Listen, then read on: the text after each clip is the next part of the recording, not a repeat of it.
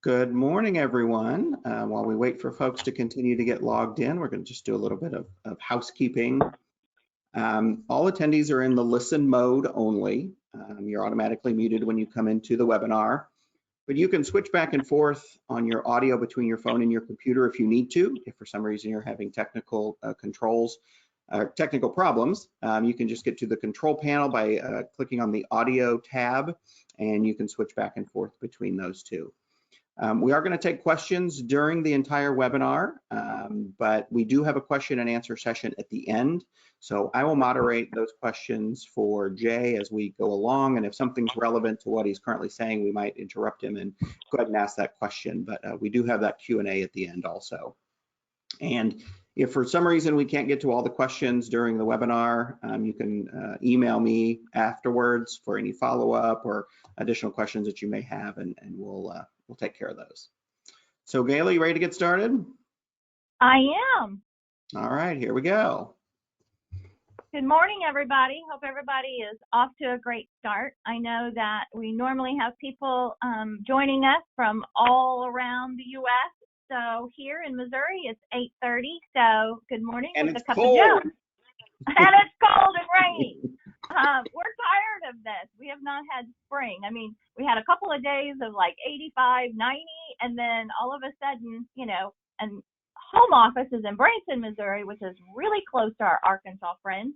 And normally we get pretty warm real quick, but no, not now. We just got a lot of rain. But anyway, that doesn't stop us from enjoying the morning and excited about Mornings on Maine to share with all of you guys. And this morning we have Jay Schlinsog. How did I do, Jay? You did pretty well with that, Gayla. We've all been practicing all week long. Yeah, we've been practicing with each other. But Jay has been a longtime friend to Missouri Main Street. Jay, if you remember years ago when we were just starting out as a nonprofit with Missouri Main Street, you came and did a great training for us and helped us put together our work plan. So that was a few years ago, but Jay has really started this really neat Reopen Main Street initiative, which he's going to talk more about, that really reached our hearts as well, and just shows a lot of the passion behind reopening and getting our small businesses back into production, into making, you know, economic commerce for themselves and also the city and the state. So Jay is joining us from Downtown Professional Network, and I will let Jay do a little bit more about himself and, you know, the volume of years that you have been with Main Street. So Jay, welcome. Thank you so much for joining us here in Missouri and our friends across the U.S. Thank you. Thank you, Gayla. It's great to be with you all. So as Gayla mentioned, I have a volume of years and experience in Main Street. I actually started more than 30 years ago as a volunteer with a local Main Street program. Took my first job in the Main Street field about exactly 30 years ago, and it's been a wild ride. I've had a chance to work both at the local level with organizations in 4 different states, and for the last 20 years with Downtown Professionals Network. We are based, I'm coming to you from Franklin, Tennessee. I wish I could tell you it was 80+ degrees here. It is not. We are experiencing the same cold snap you are. But I am excited to be here. I've had my morning toast. Y'all Yay! Yeah, it was a little stale this morning, but nonetheless, I'm excited to be here. For my part, I'm just going to take 20-25 minutes perhaps of rather rapid fire kinds of insights on Reopen Main Street. So I think, Keith, what I'll do is I'll go ahead and switch over my You've got screen. control, Jay.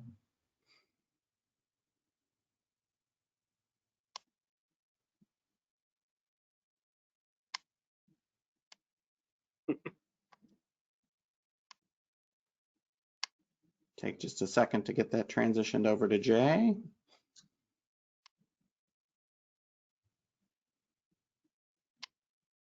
Well, There we go. It's coming up. There's nothing on the screen yet. We were just talking this morning that when these things work, they work great. When they don't, this is what happens. There we go, Yay! Jay. Hey, are we getting there? Yep. Now just Yep. go into presentation mode, and I think we're good to go. Yay. Oh, Jay, sorry. We're seeing the presentation mode side. Right. There we go. Perfect. Ta-da. Here we go. So let me just share with you that what you see has evolved over the course of a very short time period, as you would expect. We first launched the site just about 2 weeks and a day ago, as a matter of fact. This all began with me just simply filling up notebook pages with notes. It was during that initial outbreak of the pandemic, and I know that obviously there was a lot of concern about the immediate crisis, and I shared that as well. But my mind was also moving forward and thinking about, what does this look like as we do think about recovery mode, and what does life after COVID look like? So again, it all started just making notes in notebooks, and evolved, as I say, to about 2 weeks ago, the launch of Reopen Main Street. And in that short time, I have to tell you, I did not know. I had no expectation going in. I thought, if we had a chance to touch 100, 200, maybe even 500 people as part of this effort, how rewarding would that be? Well, in checking the stats this morning, we've had a chance to reach out to more than 20 countries, 48 of the 50 states, and more than 6,000 users across that sphere. It just blows me away. I'm humbled by it, and I want to thank folks in Missouri that have checked out Reopen Main Street. You can see that you're probably represented right there. Again, just overwhelming and just beyond any expectations that we had here. Important to note, if you have dug in, if you dig in later, important to note that what we're sharing are truly ideas. This is, in every sense of the word, uncharted territory. And it actually, what prompted me to actually take the material from the notebook pages to the website format was a phone call that I got nearly 3 weeks ago, about 9 o'clock at night. It was Mary Helmer, the state coordinator in Alabama, said, I'm getting a lot of questions, folks wanting help with reopening strategies. And Mary knows me too well. She knows when she asks me a question like that, I take it as a challenge. And so, of course, I immediately thought about, okay, so how do we share this, take it online and share it with folks just like you? But the interesting thing was Mary said, they're looking for best practices and reopening strategies. Well, in my mind, they don't exist, because none of us have ever navigated through a period like this. So what we're sharing are truly ideas, and while we're trying to build on those things that have been successful for us in the past, we have to think about how does that translate to now, and how does that translate to the future. Now, all that said, it's I think a more user-friendly way of sharing with you that these are not guarantees, these are not silver bullets. My attorney tells me that I should be reading my legal disclaimer when I do this. I just think this is a more friendly way of communicating that. Also to say that we're trying to keep our thumb on what's happening around the country, but every state, and for that matter, every county and perhaps even locality may be approaching things a little bit differently. The website, Show Me Strong Recovery Plan, is a great resource, and obviously that should be your first go-to for any real specific direction in terms of guidelines or orders that might be in place. So the way that we assembled the website was very simple. We sorted out content for businesses and then sorted out content for our community leaders and organizations, including with primary emphasis on Main Street organizations in those areas that we work in on a daily basis. So if I were to take this morning to dig into all the different ideas that cover both of those, that are contained in both of those areas, there's at least 100 there, maybe more. And obviously, Galen and Keith told me I didn't have 3 hours to dig into that and unpack all of that here this morning.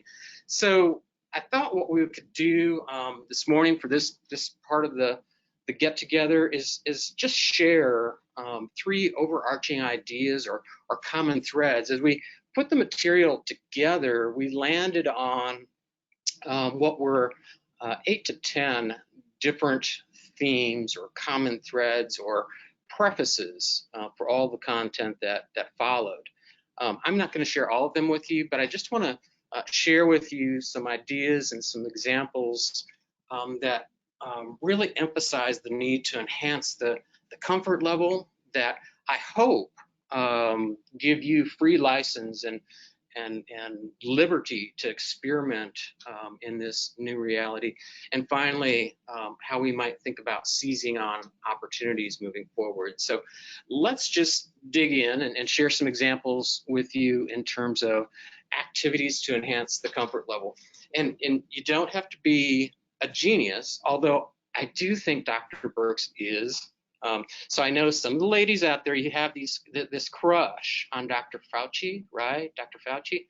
I have to tell you, Dr. Birx, wow. I mean, you talk about a woman that can rock any scarf and just spew data in such elegant terms. I mean, I'm right there. So Dr. Birx has said it, others have said it. This reopening period is going to be long. And even as reopening begins and as perhaps social distancing guidelines and orders are eased back or someday just expire, there's still this human behavior element that we have to deal with. And we've seen a lot of studies. Matt Wagner in a blog yesterday talked about the human psyche. And what it means is that just because we're ready doesn't mean everyone else is ready. And we've seen studies like this. This comes from Lapeer, Michigan. They just released this, I believe it was last week. And they asked, how long are you going to wait before you start visiting our small businesses again? 38% said they'd start right away, but that means that there's 62% that are going to be waiting for a while. And these numbers that you're looking at here are pretty consistent with what we're seeing in studies other places. Anywhere from about 30 to 40% of the population is saying, yeah, I'm ready. I'm ready to jump right back in. But there's that 60 to 70% of the population that is hesitant and is going to wait. So as you think about what that means for us, first of all, of course, being the geek, I would love to have the demographics behind who answered what here. I have some preconceived notions, but nonetheless, I'd love to know that. But it really does bring to light or emphasize the need for us working together. And this is one area where we can all work together to enhance our customers' comfort level. So making sure that we're communicating now with our clients, communicating now with our members, and talking about and showing the types of things, the actions that we're taking to enhance the comfort level and create this safe environment, this comfortable environment in our districts for folks to return to.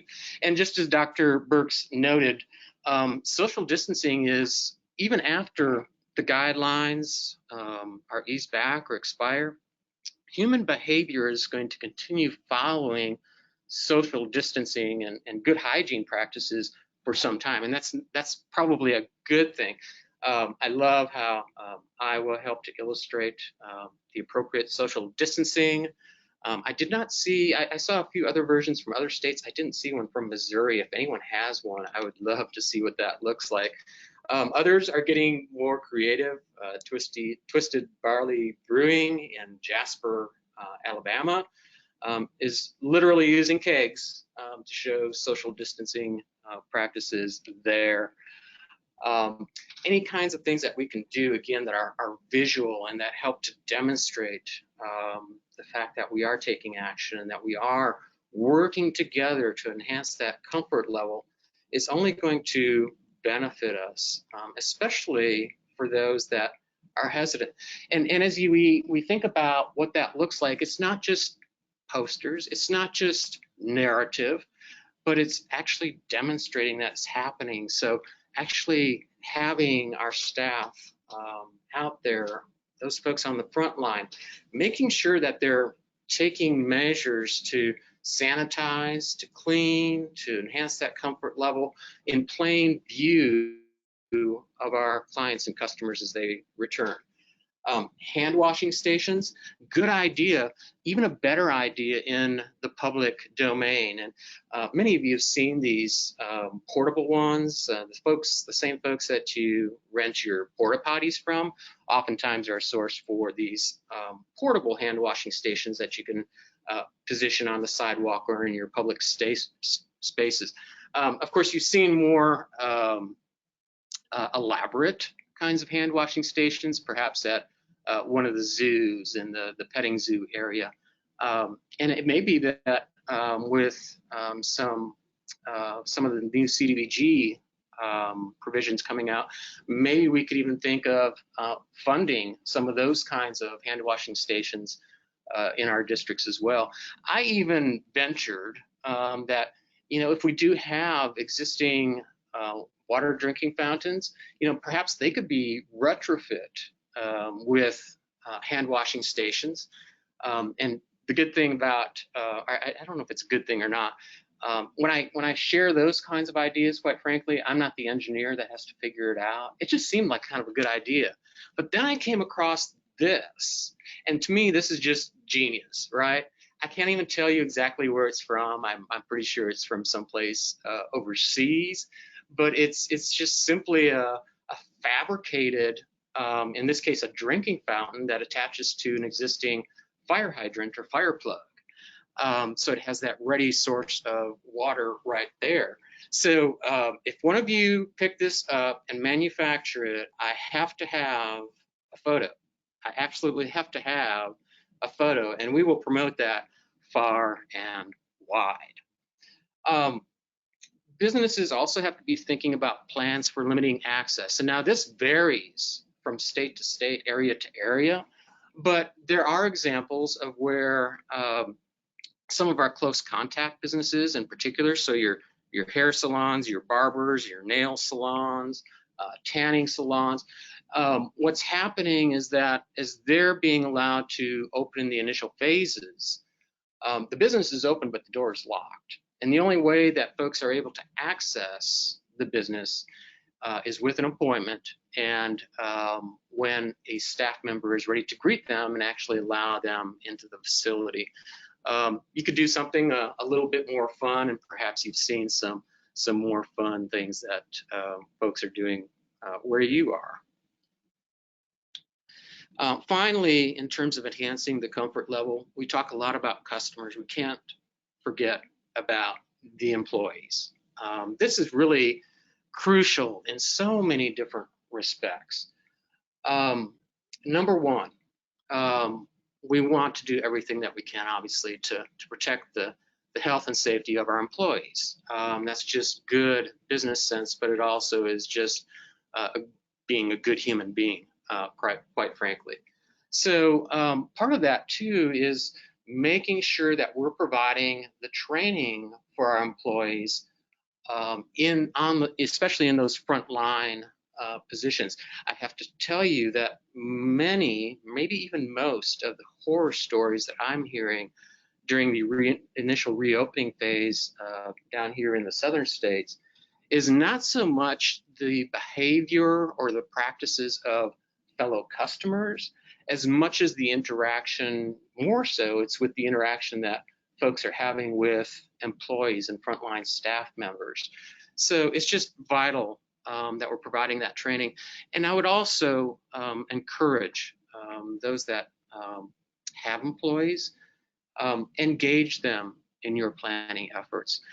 They have ideas. They have perhaps in some cases where they are working on those front lines, on the front line, maybe some of the best ideas are right there. So we want to engage them. That also helps, of course, to build a higher sense of ownership in the process moving forward. And to that degree also translates to, again, enhancing that comfort level. So I have, and I don't know that until about 5 or 6 weeks ago, I ever visited the CDC site. It is a treasure trove of information and checklists and guidelines. And if you go there, you can find, like you see here, the top 10 tips to protect employees' health as well. So let's talk a little bit about experimenting and adapting to this new reality. And again, just sharing ideas, but I think what we're already beginning to see is this recognition of just how important our public spaces are going to be moving forward. They have always been important in our districts, but as we think about this reopening phase and this life after COVID, I would contend that they become even more important. So we even talk about experimenting with road diets. And for many of our communities, road diets have always been a rather appealing kind of idea. So maybe this is that opportunity to experiment with road diets. And for a number of different reasons. As we think about how folks are going to move about our districts. If we have 6 foot, 8 foot, even 10 or 12 foot sidewalks, that can get a little bit uncomfortable for folks as they begin to gather, as they're passing back and forth. And so we even begin to think about how do we expand the pedestrian passageways? Well, perhaps a road diet kind of treatment provides that opportunity, where it's a matter of either narrowing lanes or eliminating a lane of traffic, or using the parking or using the parking lane to expand the pedestrian zone. And in the short term, maybe it's using something like these temporary bollards that you see to distinguish and experiment with those different configurations. It's also important as we think about expanding the footprint for some of our businesses, primarily being our restaurants. I know in most parts of the country right now, the initial reopening phase is providing for restaurants, eating and drinking places to open with anywhere from 30 to 50% of normal capacity. Here's the problem, and I'll share with you, I only know enough about the restaurant industry to know that I don't want to be in it. But I also know from talking with folks that are just brilliant in this arena that for most restaurants, anything less than 70 or 80% of capacity is a no-go for most restaurants. So if we're going to be limited in terms of the interior capacity, one idea, of course, and it kind of follows that road diet theme, is can we look at parklets and ways to accommodate dining uses in the public domain? Parklets are one way of doing that, simply organizing table and chairs in pocket parks or other public spaces, especially for those grab and go kinds of eateries, would also be a way of doing that. The idea is catching on, and that's not to suggest in any way that it was my idea or our idea. When we see these things begin to pop up now, we just simply take that as affirmation, if you will, validation that, hey, maybe we were on to something there. So there's been a number of examples out there already. Love what the city of Tampa is doing, Tampa, Florida, with their Lift Up Local campaign. You can actually download this from our website. It's just like an 8-page document that even provides diagrams and rules for eating and drinking places to follow as they begin to expand into the sidewalk area or into the public space to increase their capacity. Of course, we have to talk about events, and I'll just touch on them here this morning. Everyone would agree they're going to look different. They're going to be different, especially during these initial rollout phases. I'm going to miss the leprechauns and the camels going down the street for a little while. It's so counterintuitive to what we do every day as part of Main Street, or at least up until about 6 or 8 weeks ago. Because our whole motivation many times when we think about events is to create these gatherings, to create these crowds, to create this synergy and excitement in the downtown area. And now with social distancing and other guidelines and orders that are in place, that's not going to happen. And even if the floodgates were thrown open, all the social distancing guidelines, all the orders were in play, were expired, and we were able to just pull the plug and open up the downtown or our districts to these large gatherings again, we all know, again, just thinking about human behavior and the hesitancy to jump right back in, that would probably be ill-fated. So some of you have already begun to experiment with virtual events. I love how Laramie, Wyoming is actually publishing virtual events just like we would in the past actually publish our event calendars. And I think moving forward, we will see the introduction of more small-scale events and entertainment.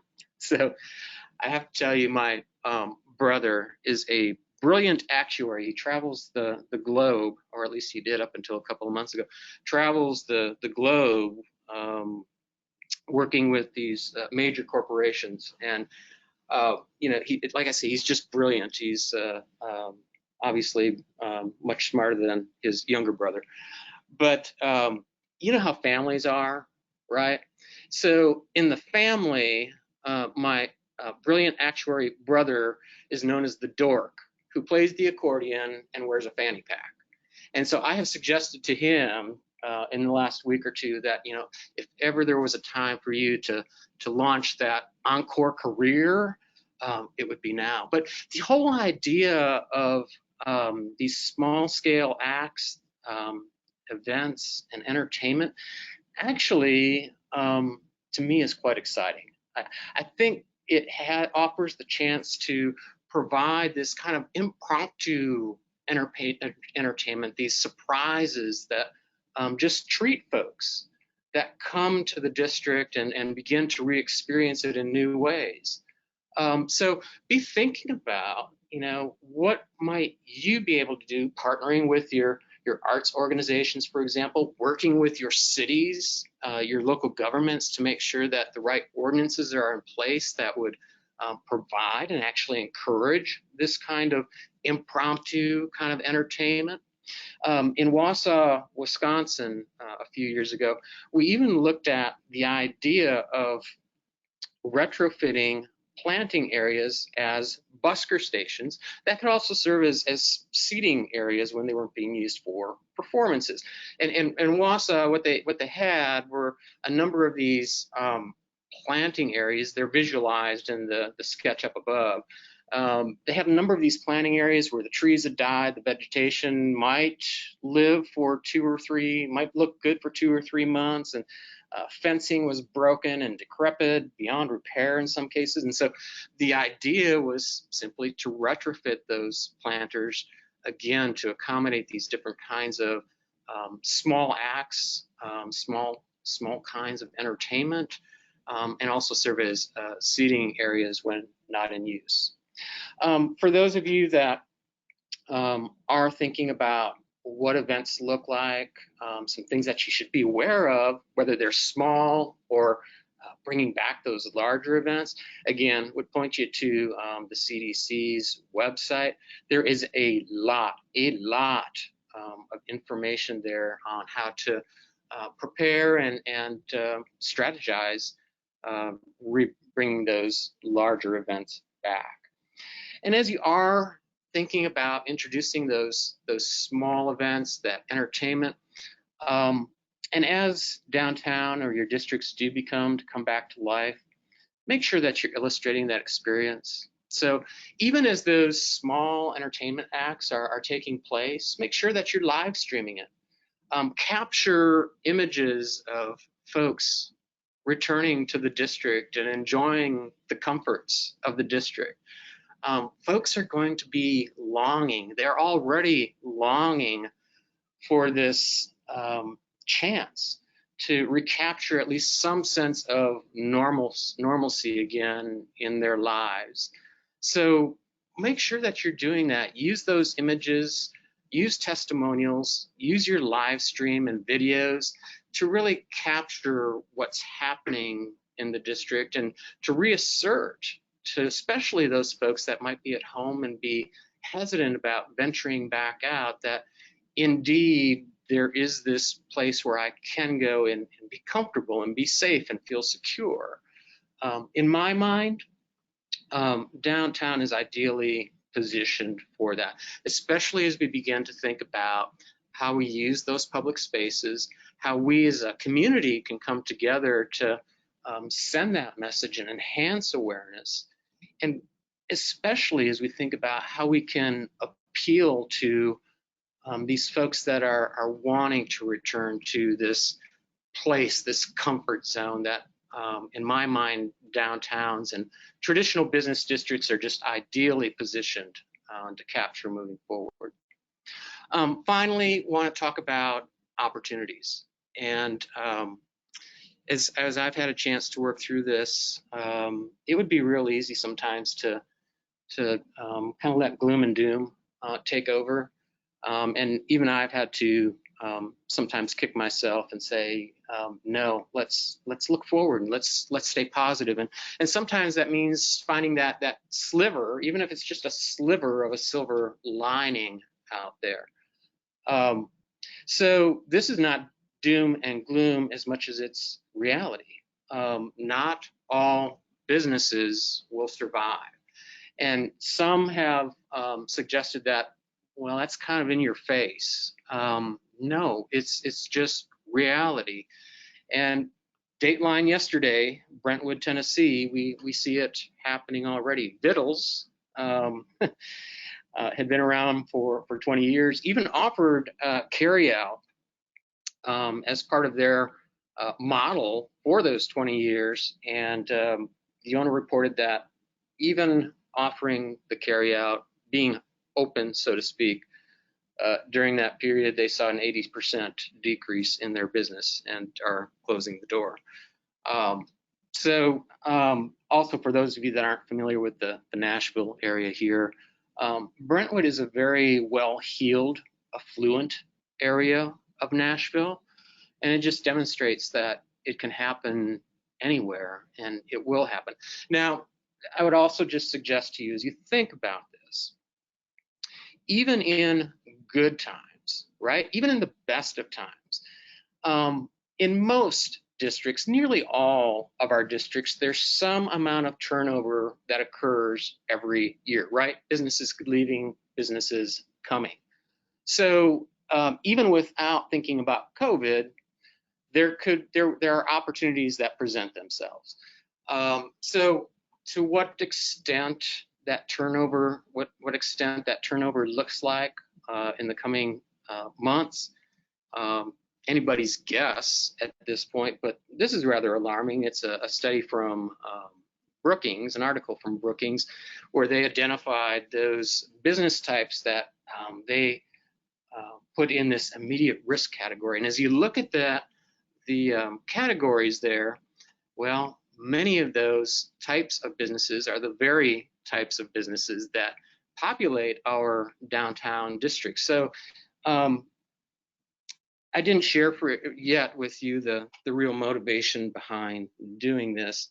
I saw those stats and it was just alarming because I was, in a former life, a retailer, and I knew how tough retail was then, and I can only imagine how it is now. And so, I think about these folks that I've been blessed to meet and get to know in my travels from the past 20 years. And you don't recognize these folks, but I can assure you, you know someone like this. You know these people. They all have a story. In many cases, they invested their all, their all into these businesses, and it truly does just rip at my heart to think about what they're going through right now. So, in thinking about, again, those folks, those friends that I know, that you know, we just began to bring together some ideas that involve both parts of the equation, if you will. For our organizations, we want to continue to be the hub of district communications. And I know you all are doing good things in your local communities, but I have to give props to Missouri Main Street Connection for the way that they're staying in the forefront and working to communicate and working to share information and resources. I mean, it is just truly one of the very best efforts I have seen out there right now. So kudos to the team there. We want to continue to promote small business recovery programs. Now, PPP, depending on who you ask, is a great success or a huge failure. Nonetheless, last I checked, and I believe it was Monday, as of Monday, and since the new injection of funding into that program, there was still about 40% of the funds unclaimed, still remaining. So it's not just PPP or the other SBA programs. Again, kudos, a shout out to Missouri Main Street Connection. I got this email and I thought, well, I'll just scroll down a couple of times. And I mean, I kept scrolling and scrolling and scrolling. It's a fabulous list of all of the different kinds of programs and resources that might be available for our communities out there. Another source you might look at, love what Kennedy Smith, the former director of the National Main Street Center, is doing with the Institute for Self-Reliance. If you check that out, you'll find not just the federal and the state programs, but also Kennedy is trying to drill down even to the local level. And while some of those programs have since been exhausted or retired, she's leaving them up there just to provide for you some additional examples of what communities, even at the local level, are putting together to help advance recovery efforts. Again, thinking about silver linings, I'm convinced that this is going to be a new era of ingenuity, and that I'm just really excited to think about this, because we have not had a larger pool of potential entrepreneurial prospects probably for more than 10 years, probably dating back to 2008. With all of the different things we're seeing, including more and more people working from home and businesses discovering that their employees can be productive at home. And when they're working at home, I don't have to pay for their office space. That's one part of the changing trends that could affect employment levels and uses, if you will, in our districts. But the other part is some of these folks are really loving the independence of working at home. And as they think about their next job because they've been laid off, or maybe they've been furloughed, maybe they're thinking about making their own job. And again, I've had a chance to meet a lot of these folks in all different parts of the country. Be thinking about what's in your entrepreneurial support system toolbox. What is in your toolbox? So it really does beg for perhaps Main Street chambers of commerce, local economic development corporations, local government, all of those different partners to come together and really take inventory and think about what are the tools in place that we have to support our entrepreneurs. And that can range from anything from help with business planning to mentoring programs to access to capital through angel programs or other sources.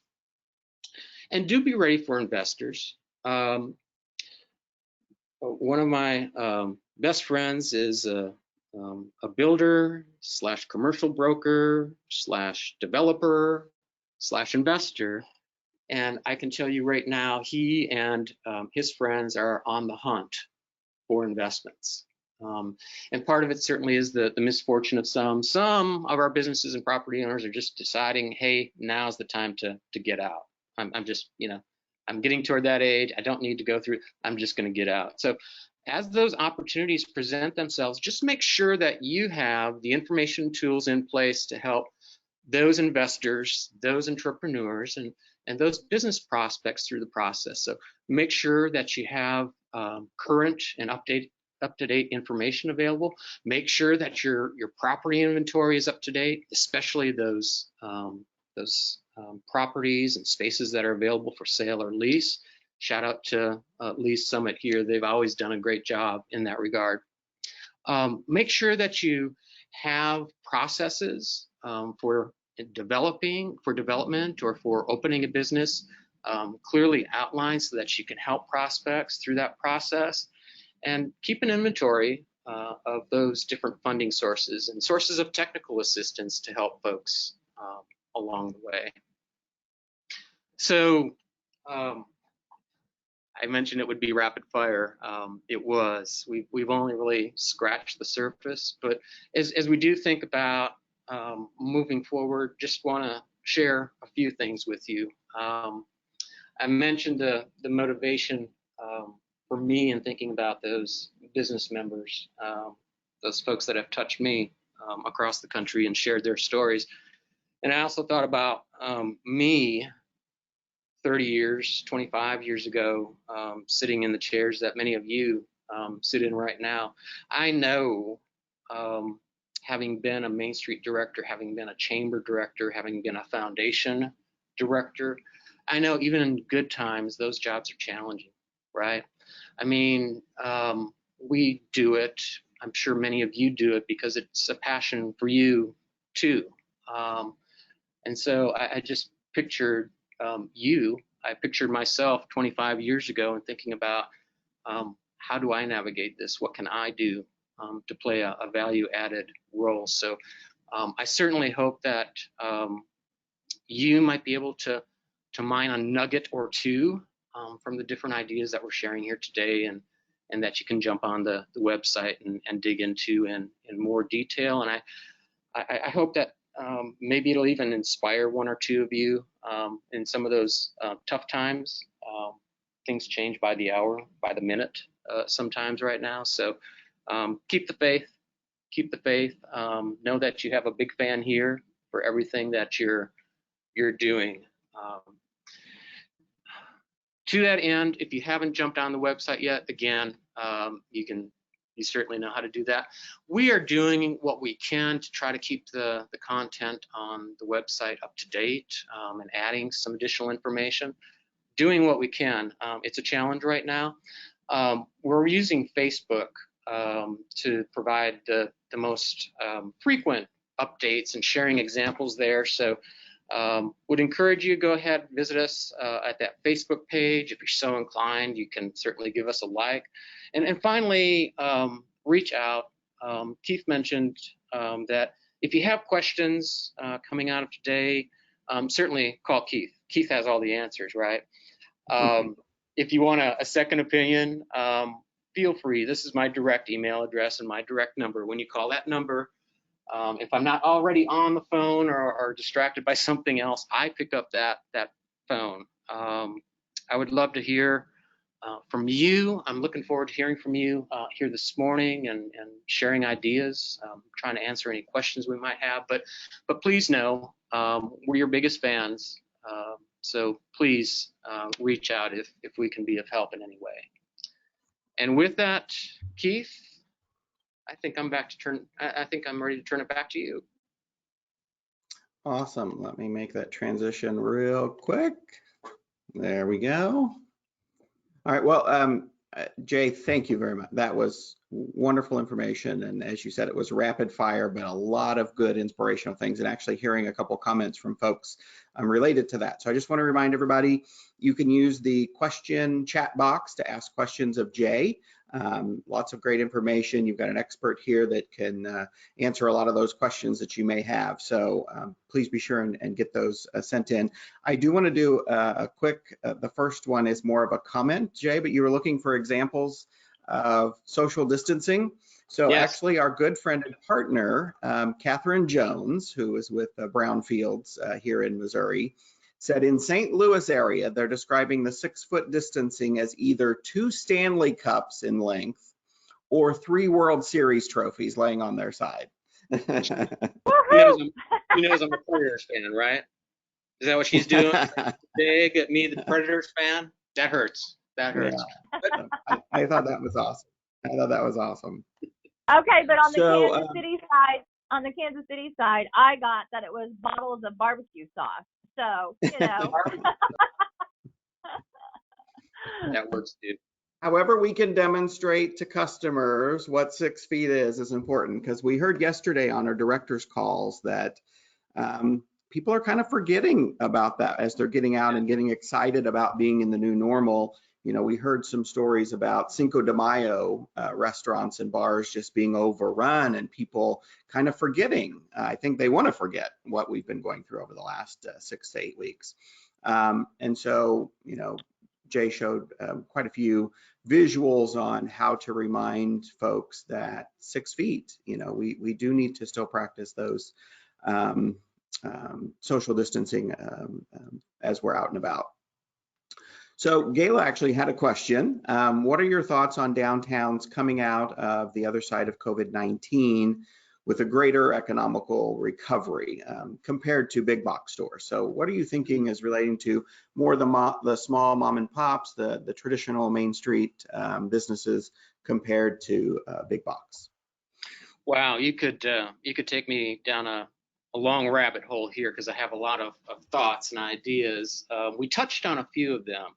I'm convinced that our downtown, our historic, traditional historic districts are probably better positioned than any place else. I think we have some huge advantages, especially as we begin to recapture this sense of hometown.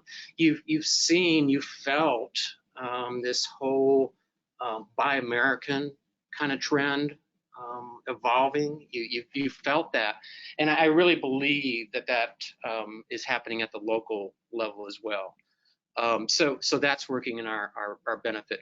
I think there are some things happening in terms of again, the number of entrepreneurs, potential entrepreneur prospects that have these ideas that are going to open this whole new era of ingenuity. And as we think about pop-up spaces, as we think about co-working spaces, there's going to be a need for that, and that belongs. I mean, it's a natural to have that downtown. And finally, I touched very quickly on what's happening with the work at home trends that we're seeing. So think about this. Those businesses now that have figured out that their employees can be just as productive working from home now have also figured out that I don't have to pay for the office space either. So we could see some downsizing on the part of these service kinds of businesses and primarily office kinds of businesses. Well, maybe that's that opportunity to take a look at our main streets. We hear all over that, you know, if only we had more retail, if only there weren't these offices, you know, interspersed with our retail, messing up our retail density. Maybe this is that opportunity to rethink that. Maybe it's even an opportunity to be thinking about demising walls, where downsized office operations can be located in the back of the building, and these demising walls are used to place the storefront the retail storefront at the front of the building. Okay, great. So this is kind of a comment from Julie, and it's the first part is we're opening our restaurant today in downtown Pleasant Hill, Missouri. We are anxious and excited. We waited to open 10 days after the state has opened. Wish us luck. Good luck. These Good luck. webinars have been very helpful and help them with their confidence. Good. And Jay, the question is related to grants and grant writing. So that may be something that we can help with as opposed to a question for you, but understanding how to write grants for their downtown. So that might be something that we can reach out to Julie and help her with, because we do have a couple grant writers on our staff. Does that work? Yeah, absolutely. The thing I would just share was having this discussion with our friends in Iowa, your friends, my friends in Iowa yesterday. This is one of those real opportunities for Main Street, local government, and the other partners to come together and take a look at, okay, where are all these resources and how can we work together and best access these and think about how they're best utilized in the community. So we'll just share that as well. Well, and that relates to question. Go ahead, Jay. I was just going to say, Jay, that relates to next week. Actually, we're putting together our webinar next week is the city alderman or city official together with the county, and how we're trying to ensure that our Main Street directors and our Main Street communities are at the table when they decide about the CARES Act money. Because a lot of, there's money there for economic recovery, and if we're not at that table, then our downtowns could likely be forgotten in that process. And right. So, and again, we've already. And again, not to mention the changes to CDBG, that opens up some doors for us as well. So yes, exactly. Yeah, so that relates to a question that we received. It says, so let's say that an organization has finite resources, money, time, and people. We all have those to make a difference in their downtown during this time. What are a few strategies that you mentioned or didn't mention that an organization can or should focus on? Communication center, business recruitment, retention, others. In my mind, and this is just off the top of my head, in my mind, I've never actually had to try to narrow it down to the top 3 or something, but in my mind, it's enhancing that comfort level. So that communications piece is, probably one of those common threads. It weaves through all of these different ideas and different initiatives that we might consider. So yeah, that communications piece is really critical, and for Main Street organizations and for businesses, for all of us, communicating the changes that we're making, the actions that we're taking to help ensure the health and safety and comfort of our customers and clients, that needs to begin yesterday, right? We need to be communicating that now and communicating it in all different kinds of forms and all kinds of different media. So that really is critical.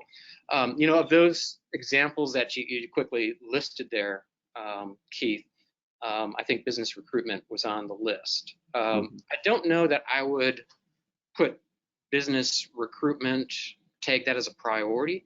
I think you certainly want to have the tools in place and be in a position to help facilitate that transition that could occur. But and this is true pre-COVID, COVID, post-COVID, my first priority is always business retention. Sure. It's working with the folks that are already there, that have made the investment, that have some understanding of the market. And in most cases, those are the very same folks that are our best prospects for expansion and growth in the future. And I'll just put it in simple terms too. You need to master business retention. And that's where our real focus needs to lie, because quite frankly, until you master business retention, let's put it this way, if you suck at business retention, you're probably going to suck at business recruitment too, right? Yep. So we have to get that business retention piece, as we have to take that as one of our top priorities right now. Yep. And then that becomes part of your recruitment, is that we have these viable businesses and these are the things that we're doing to help them exactly. The same kinds of information and tools you put in place as part of your business retention program ideally are going to translate to your recruitment efforts as well. Yep. All right, have a couple more comments, but before that, I'm going to throw in another social distancing helpful hint from a community, and you can imagine where this came from. Social distancing is also 7 loaves of sliced bread end to end. Don't know where that would come from, right? All right, here's another question. We have some, and we've heard this, actually, we've heard this come up quite a bit from communities. We have some division in our community between merchants who feel face mask, distancing, et cetera, are unnecessary and an overreaction to those who want to institute measures for their employees and their customers. But there's a concern about the mixed messages, of course. How do merchants that want to enforce those helpful hints, masks and social distancing and those things, how do you balance that with the store next door that's not doing anything? Yeah, that's a tough one. You know, in some of the states we're working with right now, it's not even an issue because the face masks are just required.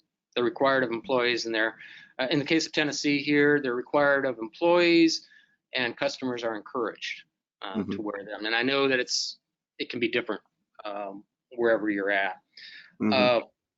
It's a great question. I don't know that I have a simple answer. I will tell you, and you'll find this if you dig in at the website, what we're suggesting is a couple of ideas. Number one, we're encouraging our businesses to go beyond the minimum in terms of those safety measures. And so if that means wearing the face mask, let's wear the face mask, right? We even suggested that maybe it's an opportunity to say, okay, let's just look at what is the minimum that we're going to ask and what we feel would be appropriate for our community and for our business district.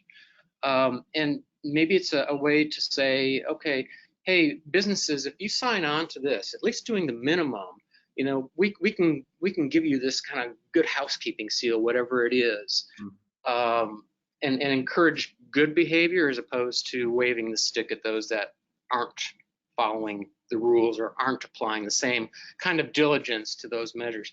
Quick one, real quick, as you think about this idea of maybe this good business neighbor, good business partner kind of program, it absolutely should include an agreement that we're going to maintain the most convenient parking spaces for our customers and clients. That means that we as business owners and employees will park somewhere a little less remote, because if we're truly going to throw out the rug, the red carpet, and welcome our customers and clients back, that would suggest that we need to make sure that they have access to the most convenient parking. Yep, good point. This is actually my question that came from our call with our directors yesterday. Is some of our directors are seeing retailers shifting their business hours, but compressing them into like 10 to 4 or 10 to 2.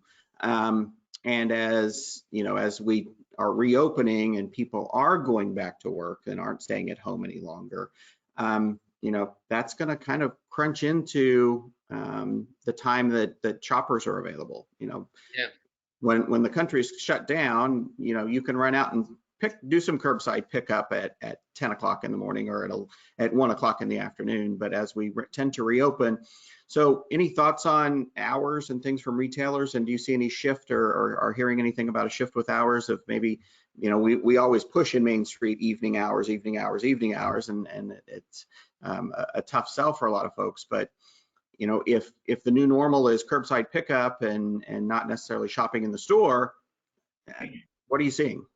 Yeah, well, I'm hearing and seeing much of what you just described, Keith, and especially during this initial reopening phase, we're seeing a lot of businesses that are kind of doing that 10 to 2 or 10 to 4 thing or whatever it might be.